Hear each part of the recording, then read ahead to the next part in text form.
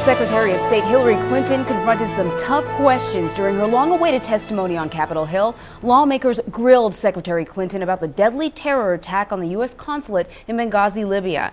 In one of the most heated exchanges, Mrs. Clinton fired back when Senator Ron Johnson accused the Obama administration of trying to cover up the nature of that attack. We were misled that there was supposedly protests and then something sprang out of that, an assault sprang out of that.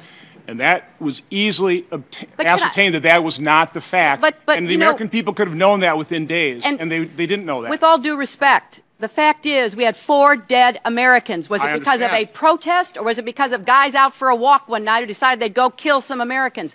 What difference at this point does it make? It is our job to figure out what happened and do everything we can to prevent it from ever happening again, Senator. Well, joining us now is Caroline Horn, a CBS News Senior Producer for Politics. Caroline, good morning. Good morning. Well, the Secretary of State was certainly questioned over and over again about that particular topic, why the attack was initially deemed a spontaneous reaction to a YouTube video. We saw her get pretty upset there. But do you think the Senate committee got the answers they were looking for? Well, certainly the Republicans, many of them said they did not get the answers. And in fact, after that exchange that you just played between Secretary Clinton and Senator Ron Johnson, Senator Johnson went on a Wisconsin radio station and said that he couldn't believe that she was basically covering up what had happened with, quote, theatrics.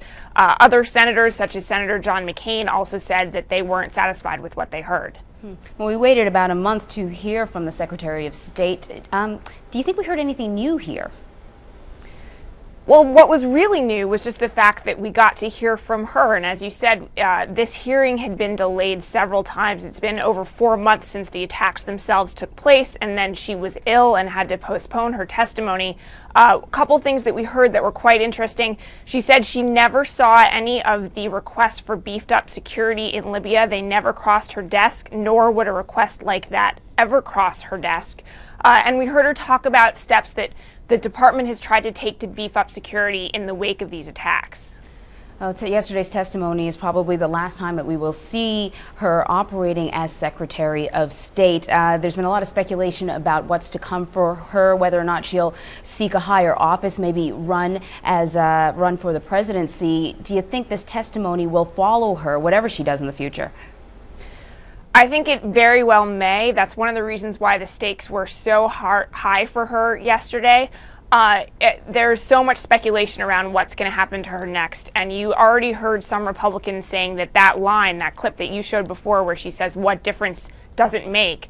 Could potentially haunt her. And I also think that's why you saw her come to these hearings where she was emotional at times, she was combative at times. She clearly came ready to give as good as she got. Yeah, that's, I think, probably a great way to characterize it. John Kerry is now, his hearings for the possibility of him being the next Secretary of State are set to begin. Do you think the testimony will affect him in any way?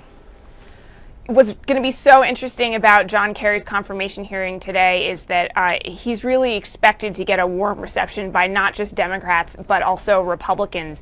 And in fact, John McCain, who was so combative with Secretary Clinton yesterday, is set to actually introduce Senator Kerry today at his confirmation hearing. So a complete 180 from what we've seen in the last basically 24 hours. Yeah, indeed. Just to switch gears just a little bit, California Senator Dianne Feinstein is set to introduce legislation to ban assault weapons a little later on today. What do you know about this bill? What do you know about how Congress feels about it? Well, sources who support gun rights say that this bill, this assault weapons ban legislation that Senator Feinstein is going to introduce today, is really going to strengthen the original assault weapons ban that she actually wrote back in 1994 and that expired a decade later.